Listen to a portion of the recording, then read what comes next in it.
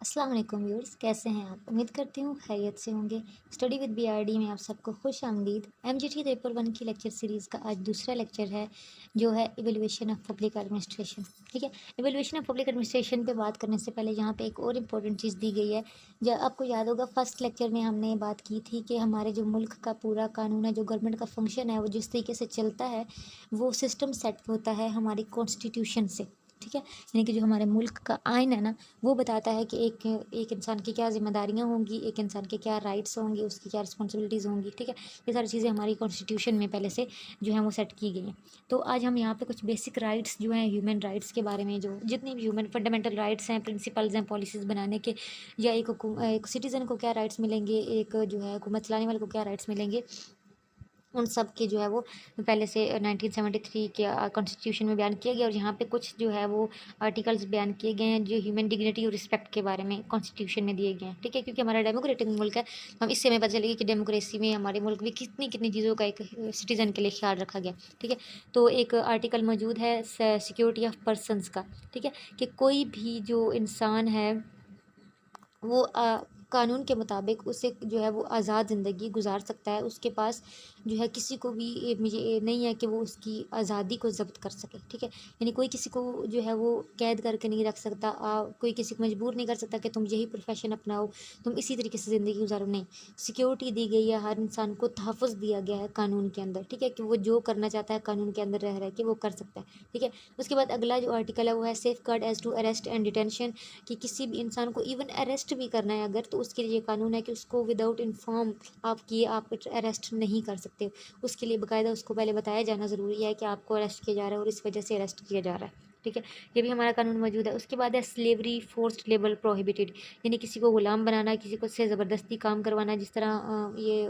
مطلب کڈنیپ کر کے لے جاتے ہیں بچوں کو اور پھر ان سے جو ہے وہ لیبر کروائی جاتی ہے۔ ٹھیک ہے، اس کے علاوہ انڈر ایج بچوں سے مزدوری کروانا، یہ سب کچھ ہمارے ملک میں کیا ہے، منع ہے، قانونی طور پہ جرم ہے۔ اس کے بعد اگلی چیز ہے انوائلیبلٹی آف ڈگنیٹی آف مین، کہ کسی بھی انسان کی جو ہے وہ اس کی ڈگنیٹی کو انوائلیبل نہیں کیا جائے گا، یعنی اس کی وائلیشن نہیں کی جائے گی، جیسا کہ کسی انسان کے گھر میں جو ہے وہ اس کی پرائیویسی کو جو ہے وہ نہیں توڑا جا سکتا، کہ بنا بتائے کسی کے گھر چلے جانا قانونی طور پہ جرم ہے، یعنی کہ پولیس جیسے ہے وہ بنا بتائے انفارم کیے بغیر نہیں انٹر ہو سکتی۔ اس کے علاوہ پرسنلی کسی کی پرسنل لائف میں جو ہے وہ انٹر کرنا قانونی طور پہ جرم ہے، یعنی کہ اسی وجہ سے آپ کہہ سکتے ہو کہ مطلب جس طرح ہماری پرسنل چیٹ یا پرسنل ڈاکومنٹس اگر کوئی جو ہے وہ اسکریچ کر ابھی تک جو ہے وہ اس کو کر لیتا ہے، چوری کر لیتا ہے، تو اس پہ باقاعدہ قانون بنائے گئے ہیں کہ یہ جرم ہے۔ اس کے بعد ہے freedom of movement, freedom of movement کہ آپ جہاں چاہے رہنا چاہتے ہو، ملک کے اندر یا ملک سے باہر آپ جانا چاہتے ہو، اپنے انٹرسٹ کے مطابق آپ موو کر سکتے ہو ایک جگہ سے دوسری جگہ پہ، آپ کو کوئی نہیں روکے گا۔ اگلے بعد ہے freedom of assembly, freedom of assembly کا مطلب یہ ہے کہ اگر آپ نے کوئی کسی چیز کا کسی لا کے بارے میں آپ پروٹیسٹ کرنا چاہتے ہو، تو ایک کام پروٹیسٹ آپ کر سکتے ہو، لوگوں کو ملا کے، سٹیزن کو ملا کے، اس کے پاس یہ حق ہے کہ وہ پیسفلی، یعنی یہ نہیں ہے کہ دبڑ دبا مچا لو، ظلم کرنا لوگوں پہ یا توڑ موڑ کرنا، یہ نہیں، لیکن آسانی سے احتجاج جو ہے وہ ایک پیسفل احتجاج کرنے کا حق جو ہے وہ دیا گیا ہے ہر سٹیزن کو، کہ وہ اگر اسے کوئی چیز نہیں اچھی لگ رہی، ریزنیبل ریسٹرکشن اگر وہ کرنا چاہتا ہے تو وہ کر سکتا ہے۔ اس کے بعد ہے فریڈم آف ایسوسیشن، کہ وہ اگر کوئی یونین بنانا چاہتا ہے، کوئی ایسوسیشن بنانا چاہتا ہے تو وہ بنا سکتا ہے۔ اس کے بعد ہے فریڈم آف ٹریڈ، بزنس اور پروفیشن، کوئی بھی جو ہے وہ کوالیفیکیشن کرنا چاہتا ہے، کوئی بھی پروفیشن چوز کرنا چاہتا ہے، کوئی تجارت کرنا چاہتا ہے، اس کو حق ہے کہ وہ اپنے حساب سے کر سکتا ہے، لیکن ان لافل نہیں ہونی چاہیے، یعنی کہ کوئی بھی کام کرنے کا مطلب یہ نہیں ہے کہ وہ اب نشے کی جو ہے وہ اسمگلنگ شروع کر دے، ایسا نہیں، جو قانونی جرم نہیں ہے وہ کوئی بھی تجارت جو ہے وہ کوئی بھی پروفیشن جو ہے وہ چن سکتا ہے اپنے قانون کے اندر رہ کے۔ اس کے بعد ہے فریڈم آف اسپیچ، کہ ہر جو ہے وہ جو اس کی رائے ہے، فریڈم ٹو ایکسپریس، جو ہے اپنی فیلنگس کو ایکسپریس کرنا، اسپیچ، یعنی کہ جیسے ہمیں موقع ملتا ہے ہم میڈیا پہ بھی کوئی بات کر سکتے ہیں، ایون کہ ہمیں حکومت کے خلاف اگر کوئی بات کرنی ہے، حکومت کا کوئی فیصلہ ہمیں اچھا نہیں لگا، اس پہ بھی ہم بول سکتے ہیں، یعنی کہ فریڈم آف اسپیچ ہمیں ہمارے کانسٹیٹیوشن نے دی ہے۔ اس کے بعد ہے کہ freedom to profess religion and to manage religious institution, کہ آپ ہمارا ملک کے اندر ہمارا قانون ہمیں یہ جو ہے وہ اجازت دیتا ہے کہ ہم کوئی بھی جو ہے وہ ریلیجیس اپنا سکتے ہیں، اور اپنے ریلیجیس کے ریلیٹڈ جو انسٹیٹیوشن ہیں ان کو بھی مینیج کر سکتے ہیں، ایون ہم مسلمان ہیں تو ہم مدرسے وغیرہ چلا سکتے ہیں، اگر ہم جو ہیں وہ کرسچن ہیں تو ہم چرچ جا سکتے ہیں، اپنی عبادت کر سکتے ہیں، یعنی کہ ہمارے ملک کا کانسٹیٹیوشن ہمیں یہ اجازت دیتا ہے کہ ہم کوئی بھی ریلیجن اپنا سکتے ہیں، اور پھر اس کے حساب سے اپنا جتنا مطلب اس کی عبادات ہیں یا انسٹیٹیوشن ہیں ان کو مینیج کر سکتے ہیں۔ اس کے بعد ہے safeguard against taxation for purposes of any particular religion, ٹھیک ہے، کہ وہ کہتے ہیں کہ کوئی بھی انسان جو ہے وہ پرٹیکولر ریلیجن کے لیے ٹیکسیشن کی جو ہے وہ اسے اس کے خلاف سیف گارڈ کی گئی ہے، کہ مطلب ایسا نہیں ہے کہ ٹھیک ہے وہ کوئی اکٹھا کرنا چاہ رہا ہے اپنے حساب سے اپنے ریلیجن کو مینٹین کر سکتا ہے تو ٹھیک ہے، لیکن اسپیشلی کسی کو آپ کمپائل کرنا مجبور کرنا کہ دو میرے اس ریلیجن کے لیے ٹیکس، تو وہ ضروری نہیں ہے، اس کو سیف کیا گیا اپنی مرضی سے، اگر وہ دینا چاہتا ہے تو ایک الگ چیز ہے، لیکن ضروری نہیں ہے کہ آپ اپنے مذہب کے لیے یا کسی بھی مذہب کے لیے جو ہے وہ آپ کو ٹیکس پے کرنا پڑے گا، ایسا نہیں ہے۔ Safeguard as to educational institutions in respect of religion, کہ آپ کا کوئی بھی ریلیجن ہے لیکن اس کے حساب سے اگر آپ نے کوئی ادارہ بنایا ہوا اپنے ایجوکیشن کا تو اس کو سیف گارڈ مہیا کی گئی ہے ہمارے قانون کی طرف سے، یعنی ان اداروں کو توڑا نہیں جائے گا۔ آپ نے اپنی جو ہے وہ اداروں کی تبلیغ کے لیے اگر کوئی ادارے بنائے ہوئے ہیں اپنے مذہب کی تبلیغ کے لیے تو وہ ان کو جو ہے اپنی عباداتی لحاظ سے جتنا بھی ہے تو ان کو سیف گارڈ دی جاتی ہے، ان کا تحفظ کیا جاتا ہے۔ اس کے بعد ایکوالٹی آف سٹیزنس، کے تمام جو ہے وہ قانون کی نظر میں لوگ برابر ہیں، مکمل سب کو پروٹیکشن دی جائے گی، سب کے جو ہے برابر جو ہیں وہ حقوق ہیں۔ اس کے بعد اگلی چیز ہے non discrimination in respect of access to public places,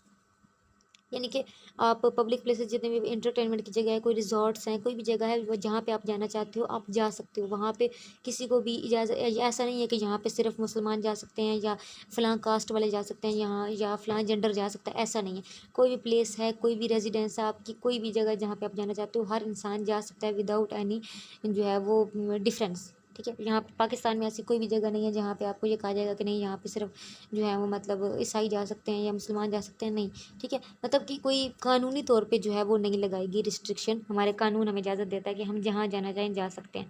اگلی چیز اب ایویلیویشن آف پبلک ایڈمنسٹریشن ہے، تو جیسا کہ ہم نے یہ دیکھا تھا کہ ایز اے پریکٹس تو بے شک یہ کافی پہلے سے موجود ہے، جیسے ہم نے دیکھا کہ انڈس ویلی سویلائزیشن ہے، ہم نے دیکھا کہ بڑے ویل جو ہے وہ کنسٹرکٹیڈ اور پلانڈ ہم نے دیکھے، وہ موہنجو دڑو ہڑپا کی سویلائزیشن ہم نے دیکھی کہ وہاں پہ تو پبلک ایڈمنسٹریشن بڑے اچھے طریقے سے موجود تھی، لوگوں کو ایڈمنسٹریٹ اچھے طریقے سے کیا جاتا ہے، ٹھیک ہے، لیکن ایز اے سبجیکٹ یہ ایک نیو چیز ہے، ٹھیک ہے، ہم نے دیکھا کہ یہ 1941 میں انٹروڈیوس کروایا گیا سبجیکٹ، ٹھیک ہے، تو اب ہم نے یہ دیکھنا ہے کہ 1941 سے لے کر اب تک اس سبجیکٹ میں کتنی ڈیولپمنٹ ہوئی ہے، کس طرح یہ شروع کیا گیا تھا اور اب یہ کہاں تک پہنچا ہے، تو اس میں جتنی ایز اے سبجیکٹ جو ہے وہ ترقی ہوئی ہے، جو اس میں ایویلویشن ہوئی ہے وہ ہم دیکھیں گے، وہ ہمیں کس طریقے سے پتہ چلے گی، ان کی جو اب تک پروگریس ہوئی ہے وہ ہمیں ہے ان 5 اسکول سے پتہ چلے گی، یعنی ان کو جب ہم اسٹڈی کریں گے یہ کچھ نظریات ہیں جن سے پتہ چلتا ہے کہ پہلے کیا تھا اور اب آہستہ آہستہ کہاں تک پہنچ چکے ہیں ہم، ٹھیک ہے۔ تو سب سے پہلا ہے کلاسیکل اسکول، یعنی کہ جب یہ کام شروع ہوا تھا، جب یہ سبجیکٹ شروع ہوا تھا تو اس وقت جو اس کے جو کنٹریبیوٹرز تھے جنہوں نے اس سبجیکٹ کو انٹروڈیوس کروایا، جو اس سبجیکٹ کے حمایتی تھے، وہ ان کی بات کریں گے ہم، اور وہ ان کے کیا ویوز تھے ہم وہ دیکھیں گے۔ تو سب سے پہلے کلاسیکل ویو کے جو مین کنٹریبیوٹرز ہیں وہ ہے Woodrow Wilson, Leonard D White, WF Willoughby, Frederick Taylor, Henry L Gantt, Frank and Lillian Gilbreth, Max Weber, Henri Fayol, یہ سارے وہ لوگ ہیں جو کلاسیکل پوائنٹ آف ویو کے لوگ ہیں، ٹھیک ہے۔ اب کلاسیکل پوائنٹ آف ویو کیا ہے یہ میں آپ کو سمجھا دیتی ہوں آگے جا کے، اور پھر ان سب کو بھی ہم پڑھیں گے آہستہ آہستہ آگے جا کے کہ یہ کیا کہتے تھے اس سبجیکٹ میں، ان کی کیا کنٹریبیوشن ہے، انہوں نے اس سبجیکٹ کو، ظاہر سی بات ہے کوئی سلیبس ایویں تو نہیں بن جاتا نا، سلیبس کسی کی ویو سے ہی بنتا ہے، کسی نے تو اس سبجیکٹ پہ کوئی بات کی ہوگی تو وہی بات ہماری سلیبس بنتی جاتی ہے، اب ان لوگوں نے جو بولا تب وہ لکھا گیا اور آج ہمارے سلیبس میں شامل ہے۔ اسی طرح جو ہے وہ ایسے ایسے لوگ آگے کنٹریبیوٹرز آتے رہتے ہیں، وہ اپنے ویوز دیتے رہتے ہیں کسی بھی سبجیکٹ کے بارے میں، رولز اینڈ ریگولیشن سیٹ کرتے جاتے ہیں اور وہ سبجیکٹ بنتا جاتا ہے، ٹھیک ہے۔ تو سب سے پہلے یہ کلاسیکل ویو شروع ہوا تھا اور ان لوگوں میں کہ یہ مین کنٹریبیوٹرز تھے، انہوں نے اس پہ سبجیکٹ پہ لکھا اور وہ جو ہے وہ ان کی ویوز اب ہم پڑھیں گے۔ تو کہتے ہیں کہ گروتھ جو ہے وہ پبلک ایڈمنسٹریشن کی مارکیٹ کے گروتھ کے ساتھ ساتھ ہوتی ہے، مارکیٹ کی امپرفیکشن سے آپ کی گروتھ بھی کم ہوتی رہتی ہے، ٹھیک ہے۔ جیسی بات اگر آپ کی جو ہے وہ مارکیٹ پولیوشن زیادہ ہے، آپ کی مارکیٹ میں چیزوں کے بننے میں اگر اس چیز کا خیال نہیں رکھا جاتا کہ جو ہے وہ ماحول انوائرمنٹ جو ہے وہ پولیوٹ ہو رہا ہے، تو ڈیفینیٹلی اس سے آپ کے انوائرمنٹ میں فرق پڑے گا، آپ کی کیوں کیا ہے، لوگ بیمار ہوں گے، لوگوں کی ہیلتھ پہ فرق پڑے گا، تو اس سے کیا ہوگا کہ جو آپ کے پاس لوگ کام کرنے آتے ہیں ان کی جو ہے پروڈکٹیوٹی پہ فرق آئے گا، وہ نہیں آ پائیں گے، بیمار ہوں گے، تو اس کے بعد آپ کی آرگنائزیشنز کم چلنا شروع ہوگی، یعنی کہ جیسے جیسے ہماری مارکیٹ گروتھ کرتی ہے اس کے ساتھ ساتھ ہماری پبلک ایڈمنسٹریشن کو بھی گروتھ کرنا پڑتا ہے، جیسے جیسے آپ ترقی کرو گے آپ کو ساتھ ساتھ یہ بھی دیکھنا ہوگا کہ میں کس طریقے سے مینیج کروں چیزوں کو کہ مطلب میرا ملک بھی اچھے طریقے سے چل سکے، یعنی کہ ہمیں امپرفیکشنز کو کنٹرول کرتے ہوئے جو ہے وہ اپنے انسٹیٹیوشنز کو چلانا پڑتا ہے۔ हमारे इदारों को चलाना पड़ता है। तो किस तरीके से हम इम्प्रूव कर सकते हैं एफिशिएंसी को, एक ऑर्गेनाइजेशन की एफिशिएंसी को, इस चीज़ के जो अंदर इस कंसेप्ट को, यानी किस तरीके से हम इफेक्टिवनेस और एफिशिएंसी बढ़ा सकते हैं अपनी ऑर्गेनाइजेशन की, जो है ये स्टडी शुरू हुई, गवर्नमेंट ने स्टडी की 19th सेंचुरी में। और फर्स्ट ऐसे जो लिखा गया एडमिनिस्ट्रेशन पे, इसका ऐसे का नाम था द स्टडी ऑफ एडमिनिस्ट्रेशन, 1887 में ये लिखा गया, और इसे लिखा था वुडरो विल्सन ने।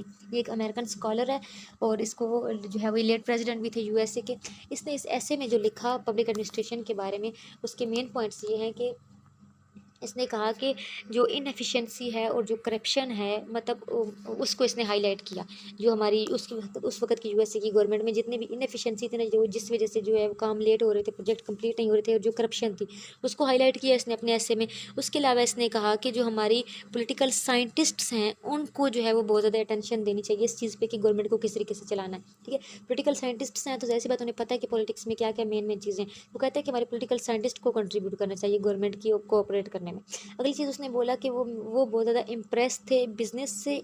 इंडस्ट्री से और टेक्नोलॉजी से, और वो कहते थे कि इन्हीं सारी चीज़ों को और इन्हीं के रूल्स को यूज़ किया जाए गवर्नमेंट को भी चलाने में। ठीक है, उसके बाद उन्होंने कहा कि आपको, उनका ये बिलीव था कि गवर्नमेंट सेक्टर जो है वो भी अपने गोल्स एफिशिएंसी से अचीव कर सकता है अगर वो प्राइवेट सेक्टर की तरह काम करे तो। उसके अलावा इनका एक और बिलीव ये भी था कि जो हमें पॉलिटिक्स है उसको एडमिनिस्ट्रेशन से दूर रखना चाहिए, यानी कि पॉलिटिक्स में जहाँ पे सिलेक्शन वगैरह होती है कि कौन हुकूमत में आएगा कौन जाएगा, उन सारे मामलात को दूर रखा जाए उन पॉलिसीज से। क्योंकि मैंने कहा ना, एडमिनिस्ट्रेशन क्या चीज़ है, एक्शन पार्ट है गवर्नमेंट का, कि जो पॉलिसीज लोगों की भलाई के लिए काम की जी बनाई जा रही है। तो इनका ये कहना था कि जो पॉलिटिक्स है उसको एडमिनिस्ट्रेशन से दूर दूर रखा जाए, दोनों को मिक्स ना किया जाए। ठीक है, उसके बाद अगला आर्टिकल जो है वो आया 1926 में। इसका नाम था introduction to study of public administration, और ये किसने लिखा, लियोनार्ड डी वाइट ने।